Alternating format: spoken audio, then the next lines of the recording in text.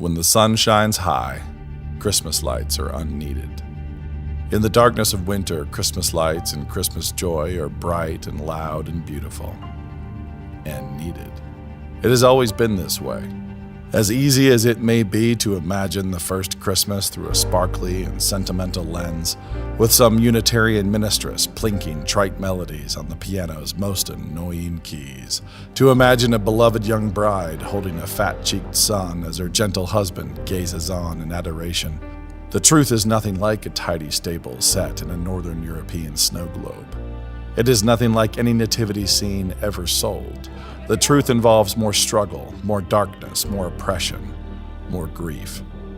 The truth is a scandalous young woman sweating and groaning and straining while her older, angel-scolded husband plays clumsy midwife with hard, calloused, unclean, and splintered hands.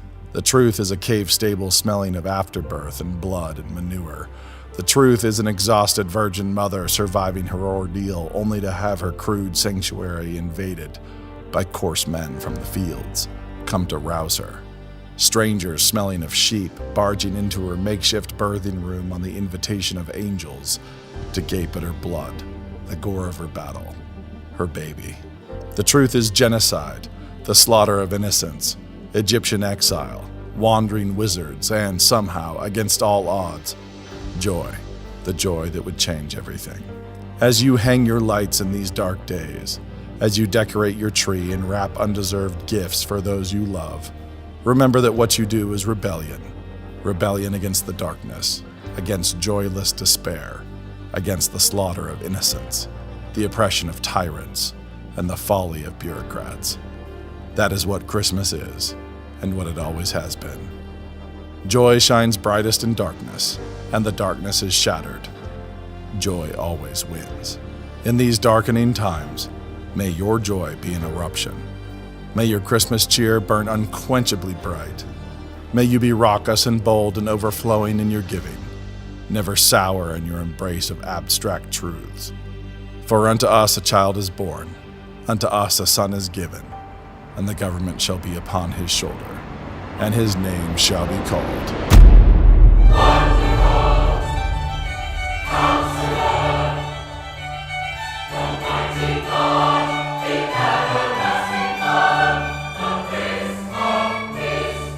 Merry Christmas from New St. Andrews College.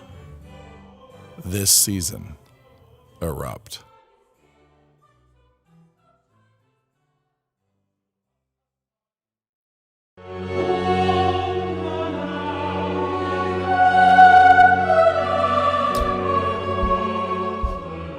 Kind of moving into Easter already.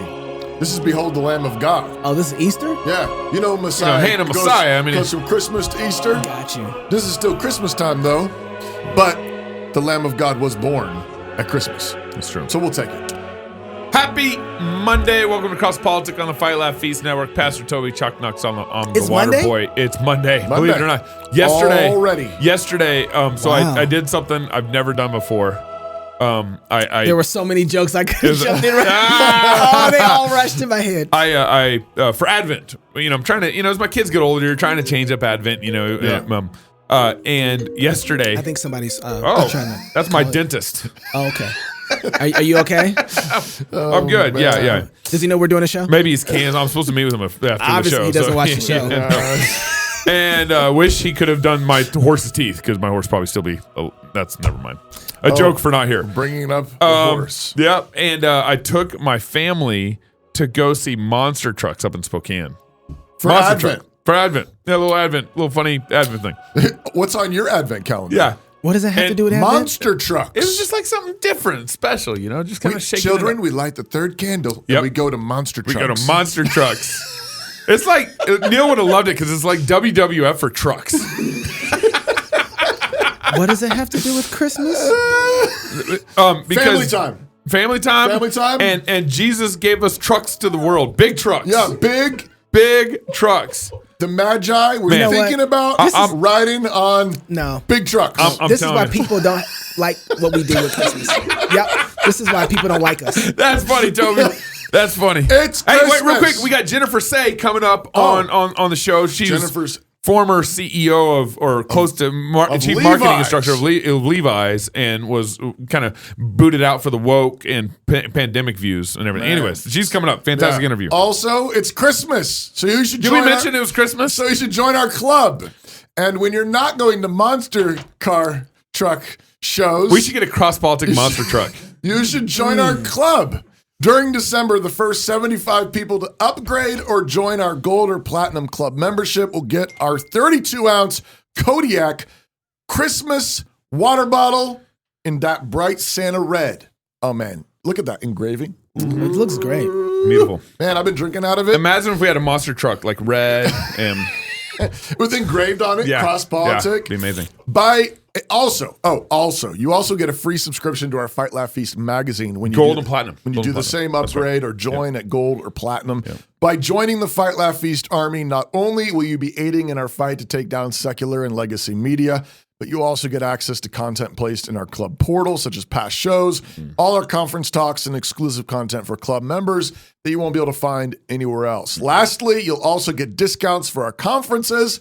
We don't have the big money of woke media, and so our club members are crucial in this fight. Yeah. So join the movement, join our army, sign up today at FightLaughFeast.com. And when you sign up, I mean, we're just suspended from YouTube again this week. Oh, that's right. So when you sign up, I mean, you really are helping us get around the gatekeepers that are trying to just telling the truth. You know, that's all we're doing. I would love to see YouTube's, the Kraken from YouTube. Like what's happening on Twitter right now. Elon to buy. I don't know if Elon has another $50 billion to put out there. Hey, can I ask a question real quick? Did you do that thing to your collar on purpose, or is that an accident? Because I'm trying to figure out how I love you through this. What I do? Your collar, your suit collar. Did you? It's like up turned like up. this. Like, are you like an undercover? You want to turn that back down? You're undercover? This that one. There we go. Oh, okay. I didn't know if that was like a fashion thing because we had the people from Levi coming on. And I don't want them to be looking and say, "Oh, you don't have no." That's good. All right, so Victor Bout. Is it Boot or Bout? Boot. Victor Boot, he was our foreign exchange student that we released back to Russia in exchange for Brittany Griner. Foreign exchange. That's kind of what foreign exchange. Our gun lord. Foreign exchange student. He's released. He's already dealer of death. He's dealer. Yeah, merchant of death. Yeah, he's already talking about getting involved in the Ukraine war. So we release this guy. We're paying for the Ukraine war. We release him to go fight against us. I mean, it just he's right on schedule. Right on schedule. Yeah, right. But when he was released from prison, he's already been doing his interviews in Russia. Right. And I found these comments kind of insightful from the dude. Listen to this. Every American I met in a prison who is from rural area that I did not kill was very easy to deal with. He has no problem with Russia, and he was curious about Russia, despite all propaganda. They're losing their Christian values. They're losing their families. They're losing literally their countries. It's not anymore the same country. We knew America, who used to be a model for entire world and lead, be an example, like they say, a shiny town on the, sparkling town on a hill. So close. And this is, of course, pity. It was a strong country who was really a, industrial might, this one. And look, for 30, 40 years, deindustrialization, drug problem, crime waves. You can understand, and I feel more empathy to American after this experience than I would feel any hate. He even says in this interview that it's hard to be white in America, So, but I don't know. You smell that? Yeah, that's bait. Yeah. Yeah. No, I don't think everything he's saying here is 100% fact. I mean, like his whole, rural America is sympathetic to Russia. Highly doubt that. He's in prison. He's doing a little propaganda meeting rural run for folks for Putin. Who are like, we losing our Christian values.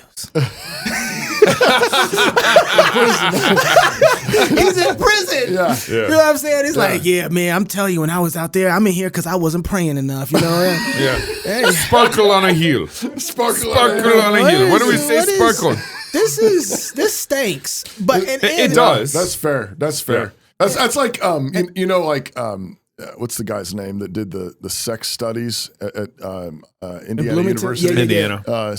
Pen pals with Nazis. Kinsey, he did these studies on all these. Alfred Kinsey. Yeah, all these sexual perverts. That's where he did his studies on, which has been the bedrock for a bunch of sexual statistics in our country since then. It's just nuts. It's like doing your studies on criminals. Right. On what's going on.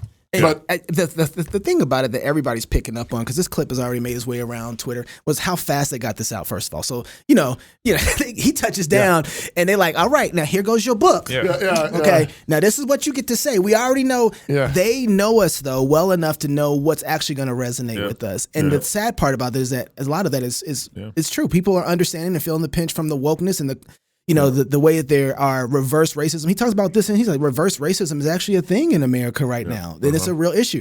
People are feeling it. But what's happening is that the fact that he's sympathizing with you, my mom talked about this back in the day, I think it was like 69, 70, there was a push from communists and socialists to try and get inside of black culture and black people. And they were doing it before that, by the way. W.E. Du Bois, they was after him to come check it out. Now that was earlier. But there was a push. She told me about this, that she was like 19 or 20 and she went to an event where they had this thing laid out, had these brochures. Come check out socialism and communism just so you can see it treats black people better. And they did this push to get us there. And they use kind of like this, you wouldn't be dealing with this over there. Or if you brought this or start having this worldview, you would have a different outcome. And so this is the same, guys, we are seeing the exact same thing, this sort of manipulation to say, man, look how bad things are. And, if you embraced us. Mother Russia. Because Russia really loved American principles 30, 40 years ago. They really loved, they were so grateful for them. That's when we were in that's right, the Cold War. Okay, come on now. Just for a second, like if you just think for a second, you're like, oh yeah, man, this is so true. He's so right about us. He's talking about crime in America. But they want to destroy you. Do you understand? Merchant of death. Yes. And this is coming from him. This is not the guy we would be taking advice from. I have pity. Yeah, things are so much better over here. Well, and then something came up on our radar this past week. Is this basically an advertising video for incubating your baby. So where a mom didn't have to have the baby in her womb anymore. It's worse than that. Not just incubating a baby. Yeah, watch this.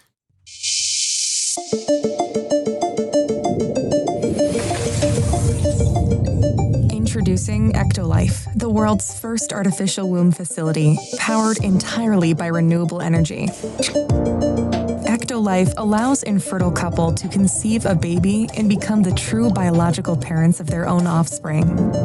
It's a perfect solution for women who had their uterus surgically removed due to cancer or other complications. Yeah, that's why they're doing it. That's all. Ectolife, premature births and C-sections will be a thing of the past. Ectolife is designed to help countries that are suffering from severe population decline, including Japan, Bulgaria, South Korea, and many others. Don't mention China. How come they're all white babies? Features There's a black one in there. highly equipped Did you see labs. Each state-of-the-art lab can accommodate up to 400 growth pods or artificial wombs. Every pod is designed to replicate the exact conditions that exist inside the mother's uterus. Exact conditions. A single building can incubate up to 30,000 lab-grown babies per year. Ectolife allows your baby to develop in an infection-free environment. The pods are made of materials that prevent germs from sticking to their surfaces. Every growth pod features sensors that can monitor your baby's vital signs, including heartbeat, temperature, blood pressure, breathing rate, and oxygen saturation. The artificial intelligence-based system also monitors the physical features of your baby and reports any potential genetic abnormalities. Then we can flush it. And then what? There it goes. That's The pods are equipped with a screen that displays real-time data on the developmental progress of your baby. These data are sent directly to your phone so you can track your baby's health from the comfort of your zone. The app also provides you with you can still have a baby and have an intimate view of your baby's marriage. Is that what that was depicting? A special section in the app allows you to watch a time lapse of your baby's growth and share it directly with your loved ones.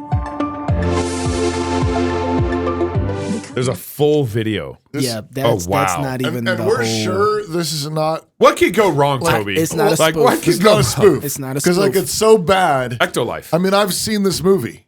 Called The Matrix? It's a horror movie. iRobot. Yeah, iRobot. I mean, like Demolition Man? well, all of them. Yeah. I mean, So you have to have a broken cosmology for this to even make its way into visuals like this, right? Like you have to have that. One of the other things is like they've already been testing this. Stupid. We are stupid. This is not far fetched. We are idiots. Absolutely. And- They've already done this with mice, by the way. Yeah. And rabbits. Right. So they've been able to replace them with this already. The only thing that's sort of the tiny, tiny little sliver of silver lining on this big black shadow is the fact that they're showing babies develop. Those are babies. And they said babies over and over again, not protoplasm and not, whatever they call them.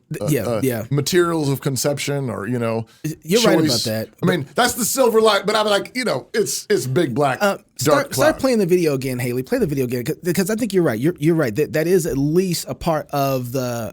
But it's evil. But one thing that the world can't seem to do is this thing. What poetry does, it's able to hold both things together and make it beautiful, right? Whatever they're doing to try and say, oh, at least a baby's developing. Notice what the woman is. Right. It's a machine. Right. Notice what they've done to women. They've mechanized women. Right. Yeah. This is exactly what C.S. Lewis was talking about. Right. Where, we have these mechanized reality or we have a symphonic reality. Right. That machine, they said that we can duplicate in every way, just like Your a womb. uterus. Yeah, just like God. What have you said? No, you can't. You can't play God. Right. You can't play God. And what you've said about a woman that you can just manipulate, and that there are things that God has put inside her. I'm just thinking about this. Her body turns Oreo cookies and steak into milk. Right. God made that. Right. And he did it so that her body would be connected to this human being. You can't remake that. Right. Our women aren't machines. The ecto-lab, that's not what women are. That's a trans womb is what that is. That's exactly right. Well, and then they're turning babies into the products of industrialization. That's right. Like not we're in a family with a mother and a father. Even where there are places where modern medical science can help preserve life, its job is to try to cut with the grain of nature, the way God made the world, which it means as much as possible that child developing in his mother's womb with a mother and a father. Yeah. But in a world where Dave Rubin is storing freezers full of breast milk. The cosmology is broken. I mean, you got a bunch of Christians who are probably thinking, yeah, but what about the girl without a uterus? Yeah. And we need to, biblical thinking Christians need to see, no, this is completely unnatural. Yeah. This is an abomination. Right. The other thing here is, if you're having a problem with them if you're fighting with the government right now about whether or not who owns the children. Oh, right. Just so you know, thinking like this is selling your shares of your children. Oh, yeah. Right. No, And this is a whole new plantation. Right, is what this is. Oh, that is. Yeah. That is a plantation. Yeah. And this. I mean, we're going to talk to Jennifer Say in just a second. Yeah. About corporate America going woke and the way that has played havoc on our morals. Yeah. This is just more of that. And what scares me, Pastor, is I wonder if we have the wisdom and the biblical We don't. wherewithal. We don't. We don't. Well, thanks. Yeah. Well, but it is Christmas. So there's hope for the That's world. right. That's right. But there's Jesus. That's right. More CrossPolitic coming up next. Hi, I'm Robert Borton, CEO of Classical Conversations, the world's largest classical Christian homeschooling community. I'm launching a new podcast, Refining Rhetoric. If you like CrossPolitics or just listen to hear what crazy stuff they're saying today, you will enjoy Refining Rhetoric. You can find us on your favorite podcast platform. I practice the 15 tools of learning by interviewing great guests, looking at current events, and talking about cryptocurrency. Home. It's where you build your legacy, where traditions are started, seeds are planted, meals are shared, and stories are told. We are Chris and Natalie Carpenter, owners of Story Real Estate, and our team of top agents helps people find homes in Moscow, Idaho, and around the country. Have you thought about a move? Contact us to get connected with a top agent who shares your values and puts your family first. Or reach out to us about our Moscow relocation guide. Wherever you're looking to go, we can help you find home. Call us at Story Real Estate or visit us at storyrealestate.com and start building your legacy. It's our Advent music. Well, since you're going to like Monster Jam. truck rodeos.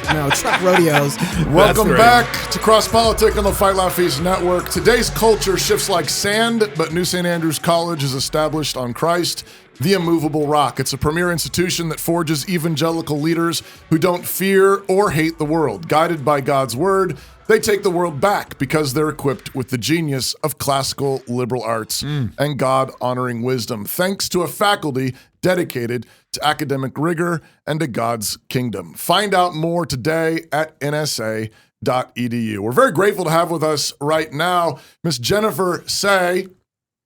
I need to see what the rest of it says. Author of Levi's Unbuttoned the Woke Mob, Took My Job but Gave Me My Voice. Began working at Levi Strauss in 1999, rising to Chief Marketing Officer and then Global Brand President. In January 2022, she was asked to resign because of her public opposition to the extended closure of San Francisco's public schools. Wow. She's a mother of four and now resides in Denver with her family. But before we welcome her officially and I ask her the first question, we wanted to set the stage with this. Introducing Levi Wokes, sizeless, style-neutral, gender-nonconforming denim for a generation that defies labels. If you're not woke, it's bad. What's my size? Why don't you try asking me about my accomplishments? You getting this yet? The jeans are woke. Whoa! Do they come in men's and women's? Nah. Do they come in person? What do you think? That's why Woke's got Unifly. 180 degrees of gender nonconformity. My jeans let me decide how I go to the bathroom. Do So yours? good. What don't you get? They woke. Whoa. Get woke. Are my wokes made in some factory by Indonesian kids? Nah, they're made right here in the USA. By white kids. Levi Wokes. Levi Wokes. Available exclusively at Ross. Ross. Jennifer, did you produce that commercial? You were there. I weren't know, you? yeah. Isn't it the best? It's so funny. I have a whole chapter in the book about that. So that was in essence a Saturday Night Live skit in 2017. And I rediscovered it recently. But when it first ran, I should make a note here. Excuse me. I thought it was hilarious. I mean, I thought it was so funny, but I have a little cold. My phone was blowing up. People worried about me and my job. Like, they're making fun of us. They're making fun of the ads we do. And I was like, but it's funny.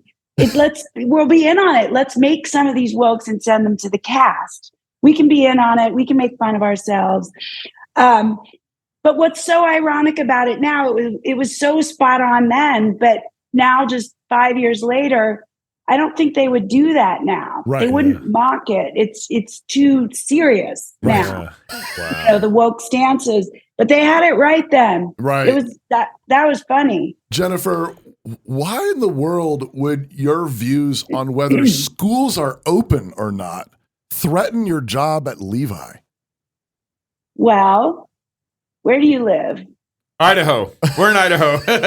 Okay. So if you lived in California, San Francisco specifically, in 2020 and 2021, the only acceptable virtuous view to hold was that public schools needed to stay closed. If you thought differently, you were a very evil person that wanted to murder poor children and teachers.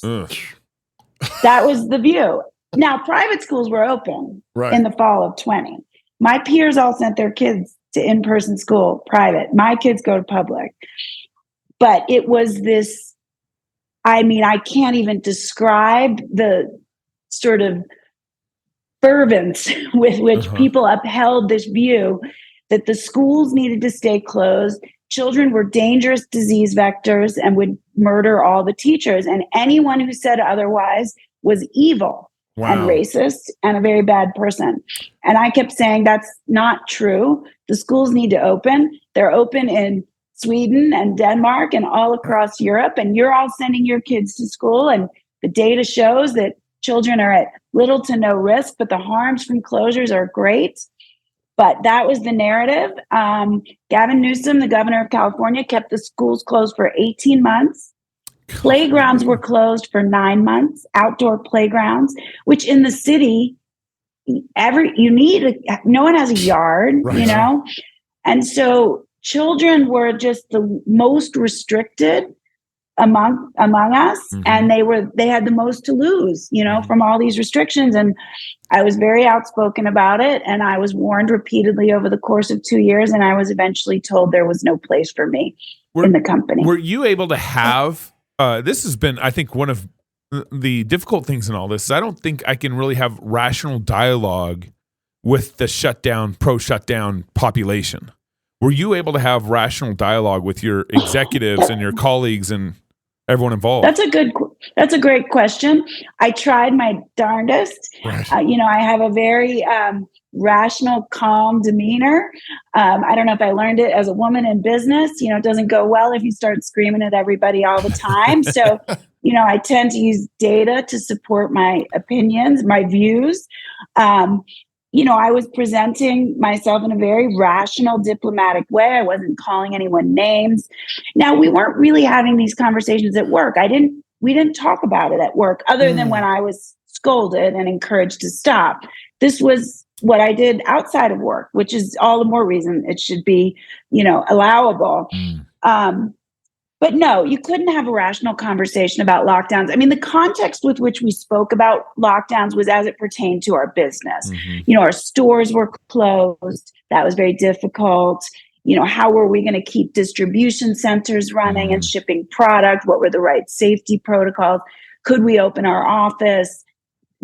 Everyone refused to go in the office. My understanding is they're still refusing. This is 3 years in. Wow. That was the context. We didn't talk about it as a group, as an executive team in the virtual office, other than when I was scolded by those appointed to scold me. Was there any recourse where you could, you know, kind of sue for wrongful termination or something along those lines? Well, that's a good question too. I quit technically. So, you know, I was told in January after they did a background check on me and my husband. What? So I was also getting in trouble for things my husband was saying, who doesn't work there, never worked there. And they decided based on the background check, while there were no, you know, I had never done anything illegal or committed any crimes or financial indiscretions. My social media was too problematic. I'm not sure that's the word they use, but something like that. And so I was no longer a candidate for CEO, which meant I couldn't stay in my current job as brand president because that's the, you know, succession role. And so I was offered severance, a lot of money. I was offered $1 million in severance, but that comes with a non-disclosure agreement. Yep. And I did not want to sign a non-disclosure agreement. I didn't want the hush money. I wanted to be able to write this book and talk about the censorship and the illiberalism and the viewpoint discrimination that's happening inside woke companies, because I think it's really dangerous. Hey, so I have to ask, so you must have, you know, it kind of all crystallized in this moment where you're saying, hey, maybe kids would do better in school, you know, being taught, being educated. What was leading up to that you saw that you can directly tie to wokeness in this particular, because it doesn't seem like it's being woke. It's like, no, we don't want our kids to go to school, but somehow you tie this particular thing to wokeness. So what was happening before that crystallized this moment? That is a question I have been pondering for the last 3 years. How did the woke view become this view that actually harmed the people that the wokesters say they're helping? Right. You know, I mean, it harmed lower income people, certainly lower income children, Black and brown children in the public schools disproportionately, small business owners. You know, it harmed the people with less. Right. The people with more did fine. They stayed home and they did their Zoom and they sent their kids to private school. And I think it's confusing to me because it should never have been the left-wing view. If we accept that sort of woke views are the left wing or quote unquote progressive views, this should never have been that, but it became political. And I think, at least in part, it's because Trump said the schools needed to open in the summer of 2020. I don't think that's the whole story, but I think it certainly has a lot to do with it. And even though major organizations like the American Academy of Pediatrics had said before he said this, schools need to open, as soon as he said it, they retracted. And so left-wing opposition to Trump sort of demanded that the progressive view was to keep schools closed, to keep poor children safe. That wasn't actually what was happening. It was also the view of the teachers' unions. They had outsized influence. But what disturbed me throughout is, I come from the left. I wouldn't necessarily describe myself that way anymore. I don't really feel like my values changed. I feel like I upheld the values that I always said I cared about. I cared about protecting children and giving them opportunity. That's what I cared about, and I'd had a history of that and advocacy for children, prior to this. So, and I sent my kids to public schools. I didn't think of myself as someone too good for public schools. I wanted my kids to be part of the community that they were being raised in. So I think the left, and, maybe you always thought this, but for me, it was somewhat eye-opening. I just came to realize they never cared about any of these values.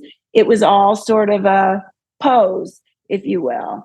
And I think that's what the skit gets at so well. It's just like a costume, so people like them, but when it gets down to it, they don't care at all. It's a way to avoid scrutiny, so they can just keep taking all the money for themselves. So would you say that you were, when did Levi become woke? When do you think they became woke? Because my question I want to get at is, were you just a part of that and didn't think that there was any difference there, and then something happened where you're like, wait a second, how are we diverging here when it comes to children? So I guess, were you a part of being woke and then somehow, you diverged at a particular point? Or did Levi... Well, I think, the company, we always use this phrase, profits through principle. So I think in the history of Levi Strauss & Company, I think they tried to do right by their employees. And I was very proud of some of the things they'd done. I think they'd taken bold stances, and sometimes the business had suffered for it. So they integrated factories before the law required it. Employees complained. They did it in the 50s, but it was the right thing to do. That's the best example. There's other examples, but that's a good example. And I was always really proud of that. And I told these stories, and it made me proud to work there. But it was always about internal, how we could take care of employees and treat all employees equally. But sometime in the mid 2010s, and I was part of this, we started to amplify some of those causes and things we cared about. And that was fine. I was kind of okay with that. Some of our women's campaigns were really about, women's empowerment, not just the fit of the jeans, but both, But then in 2020, it all went haywire. It just went crazy. It sort of happened slowly and then all at once. And as we led up to 2020, I kept saying, we need to be careful. We have to focus on the business. We need to focus on the product. We can't make it all about causes. We need to do right by our employees. That's always a principle and a value. But as far as how we communicate to the world, we have a lot of different fans with a lot of different views. So let's stay focused on what drives our business. But it's like the horse was out of the barn. And then in the summer of 2020, with the BLM protests and George Floyd and everybody, decrying their privilege and committing to equality, that became sort of the focus of our efforts. And yet at the same time, opening schools would have done more for equality than any, than me doing anti-racism training all day long, which I had to do a lot of. Right. Now, Jennifer, so I graduated from University of Idaho. We live in a town called Moscow, Idaho. It's a college town. I grew up a conservative Christian, was born in Texas, which you might know as the Promised Land. And but I was just there. Yeah, very nice. Now, but I feel like for all my life, I've been kind of against leftist. We call it leftism now, which is, I would say, maybe like a far. A liberalization of leftism is a leftist liberal. They've gone even farther, and I've been against the Democratic Party. I've been against leftism, even the mild forms of it. And then now I find myself kind of being friends with like you and Elon Musk, where all these, I would say maybe even more classical liberals, you're probably maybe more in the classical liberal camp. And I'm kind of like, what's going on? What's going on? Yeah. Why are you on my show right now? You and me both. Yeah. I just came back from Alice and I did an interview with Glenn Beck and I'm like, oh my gosh, we agree on so much. This is so weird. I grew up, I'd been a Democrat my entire voting life. I would have described myself as left of center. I grew up as I born Jewish, but self-avowed atheist. So yeah, you and I probably have very different upbringing. But I think I now I don't want any label. I don't want a list of rules I have to adhere to belong to a certain group. I want to do what I think is right and uphold the values that I care about. I care about protecting kids. I have a long history. I was an elite athlete as a child, a gymnast. The sport is rife with abuse. No one stood up for us. So I come by it honestly. I know that a child that is in a bad, abusive situation does not really have a voice. And so I think it's incumbent upon us as the adults in the room to protect children, not to use them as shields, which is what just happened during COVID. Wow. I could go on. I do believe in equality of opportunity. And I think a more diverse workforce makes for a better, stronger workforce. Diversity includes everything from political viewpoint, religious background, and yes, racial diversity and gender diversity. I believe in all of that because these are all the customers you're serving. So to have people with lots of different views internally is going to help you get to a better, I don't believe in it to check boxes, but to make your business stronger and to have these debates internally. So again, I don't really think I've changed that much, but I eschew the labels now. And I would describe myself as a classical liberal. And I am a free speech absolutist for the most part. Jennifer, do you have 10 minutes to stay around for a bit? Is that possible? Yeah, I'm sorry. I'm sorry if I'm long-winded. No, you're fine. I'm really intrigued by you and the conversation we're having. I have a couple questions that don't fit into our normal show time, but I would love to talk to you a little more. Thank you for coming on. Where can people buy your book at? You can get it the normal places like Amazon and BarnesandNoble.com. And you can buy it direct from the publisher at levisunbuttoned.com. Some people prefer that rather than they do. Amazon. Thank you. Thank you so much for coming. You stick around. We'll talk in just a minute. You might want to have a club membership so you can come behind the portal and talk with us as well. If you're single, get married. If you're married, have you some kids. And if you have kids, go baptize them. Until tomorrow, love God with all your heart, soul, mind, and strength. Love your neighbor as yourself. Go fight, laugh, and feast. This is CrossPolitic.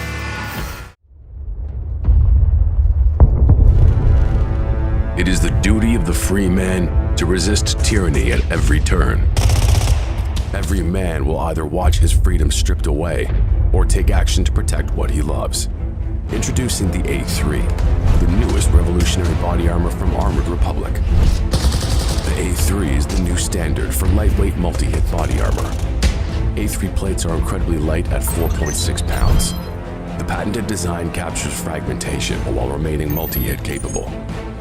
The A3 will stop up to M80 ball, yet comes in at only 0.7 inches thick.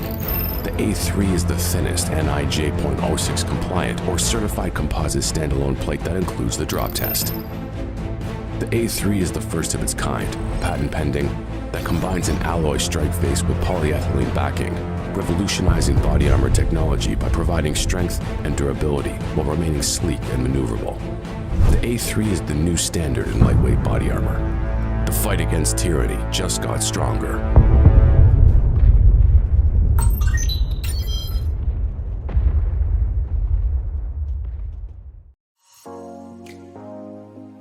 Putting off writing that proposal again? Yeah, we've been there. Proposal writing can be tough. It takes work, and if you're not careful, you can set up your company for failure. Well, that's where we come in.